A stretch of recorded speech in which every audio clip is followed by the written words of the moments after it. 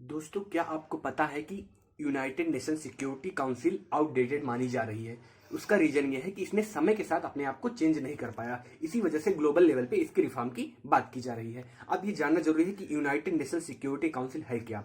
तो United nation security council United nation का एक ऑर्गेनाइजेशन है जिसका मेन काम इंटरनेशनल लेवल पे पीस एंड सिक्योरिटी को मेंटेन करना है। और इसमें टोटल 15 मेंबर होते हैं, जिसमें 10 मेंबर्स ऐसे होते हैं जो एवरी ईयर इलेक्टेड होते हैं और 5 मेंबर ऐसे होते हैं जो परमानेंट होते हैं। परमानेंट मेंबर्स में आप देखेंगे रशिया है, आपका यूनाइटेड स्टेट्स ऑफ अमेरिका है, यूनाइटेड किंगडम है, फिर आपका फ्रांस है और चाइना है। अब बात यह आती है कि इन कंट्री के पास एक स्पेशल पावर होता है जिसे वीटो पावर बोलते हैं। अब बात यहाँ पर इंपॉर्टेंट ये है कि हमें सुधार की जरूरत क्यों है। तो सुधार की जरूरत इसलिए है क्योंकि यहाँ पर जो यूनाइटेड नेशन सिक्योरिटी काउंसिल है ये पुराना हो चुका है। क्योंकि इसमें जो पावरफुल देश हैं अभी वो पावरफुल हुआ करते थे, अभी नहीं है। दूसरा कि इसमें जो है ग्लोबल साउथ के कंट्रीज को रिप्रेजेंटेशन कम मिला है। जैसे नियर अबाउट 125 कंट्रीज जो ग्लोबल साउथ से बिलोंग करती हैं उन्होंने अच्छा परफॉर्म नहीं किया या रिप्रेजेंटेशन नहीं पाया है इसमें।